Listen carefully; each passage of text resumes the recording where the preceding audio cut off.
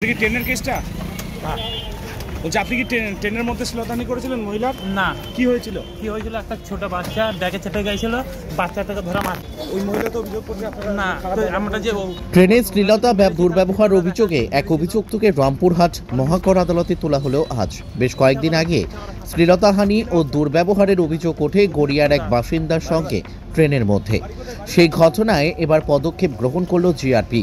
বীরভূমের মল্লারপুর থানার বাহিনা মোড় এলাকা থেকে সাইথিয়া জিআরপি এক ব্যক্তিকে গ্রেপ্তার করে। অভিযুক্ত ব্যক্তির নাম রবীন্দ্রনাথ দাস।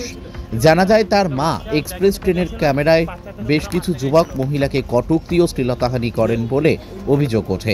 এ বিষয়ে নৈহাটি জিআরপিতে অভিযোগ করা হয় ও রেলের হেল্পলাইনে অভিযোগ করা হয়। কাজী আমিরুল ইসলামের রিপোর্ট, এস নিউজ বাংলা। এটা কি ট্রেনের কেসটা?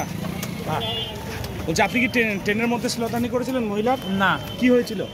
একটা ছোট বাচ্চা ব্যাগে চেপে গেছিল, বাচ্চাটাকে ধরা মারতে গেছিল। ওই মহিলা তো অভিযোগ করছে আপনারা না, আমরা যে ওনাকে যে মেরেছি তাহলে ভিডিওটা দেখা যে মেরেছি, তো ওরা মিথ্যা করে ফাঁসাচ্ছে। কি নাম আপনার? বদ্রীনাথ বদ্রীনাথ কি দাস। বাড়ি কোথায়? বাড়ি